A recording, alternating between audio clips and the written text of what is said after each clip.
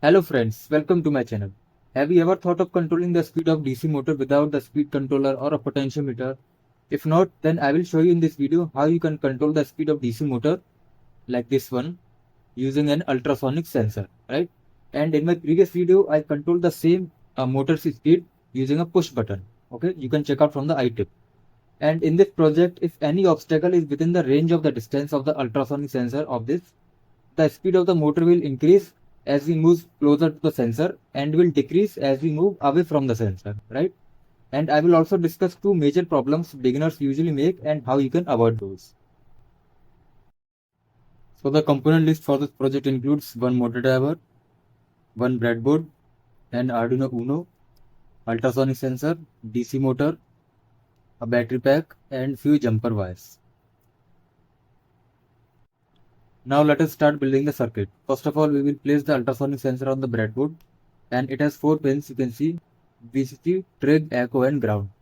So let us first connect the VCC and the ground pins. So the brown wire will be used for ground. It is this wire, and red wire will be used for VCC, and this wire will be used for trig. Trig is the second pin. You can see it will be going into your trig pin, and yellow wire will be used for echo pin. Okay, so all the 4 wires have been connected. Now let us move on to the driver, motor driver. So I have made all the connections of the jumper with the motor driver. You can see, let me explain you one by one. So this orange wire will be used to control the speed of the DC motor. This yellow wire will be used to control direction 1, that means either it can be anti-clockwise or clockwise. And the green wire will be used for controlling other direction. Suppose yellow wire corresponds to anti-clockwise, then green wire will correspond to clockwise. And this orange wire will be used for input power supply. These middle 2 wires are for the ground, and this blue wire is for the output 5 volt, right? And here we will connect our motor. Now let us make circuit connections among motor driver, ultrasonic sensor, and Arduino Uno. So first of all, connect the positive and the negative terminal of the ultrasonic sensor to the 5 volt. So this is the 5 volt of the Arduino Uno, and this brown wire will be connected to ground. Okay, and this yellow wire of the ultrasonic sensor will be connected to pin number 3, and this trig pin will be connected to pin number 4. Okay, you can see. And these wires from the motor driver are for the enable pin. So orange wire will be connected to pin number 5.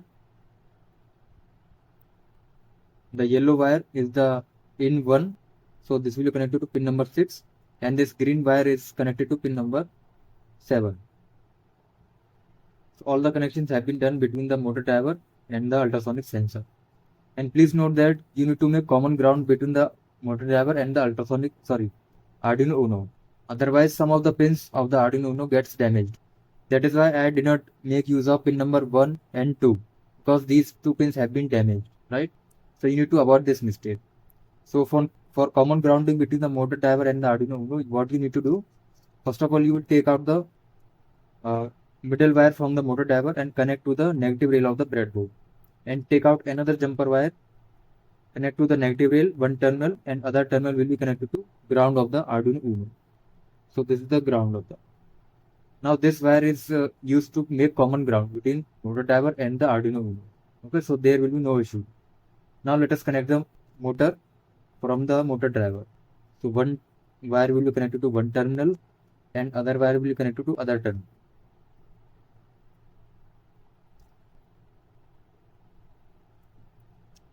And these 2 wires from the motor driver will be connected to battery.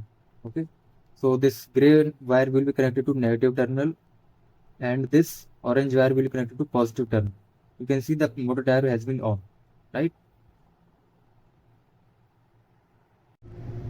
Another mistake that most of the beginners usually make is that they connect the 5 volt pin of the motor driver with the 5 volt output pin of the Arduino Uno, and because of that, what happens, some of the pins on the Arduino Uno gets damaged. You can see I'm not making use of pins 0, 1, 2 because they have been damaged, because mistakenly I connected the 5 volt pin of the Arduino Uno with the 5 volt pin of the motor driver, because there is too much load on the Arduino Uno to power the motor driver as well as the DC motor.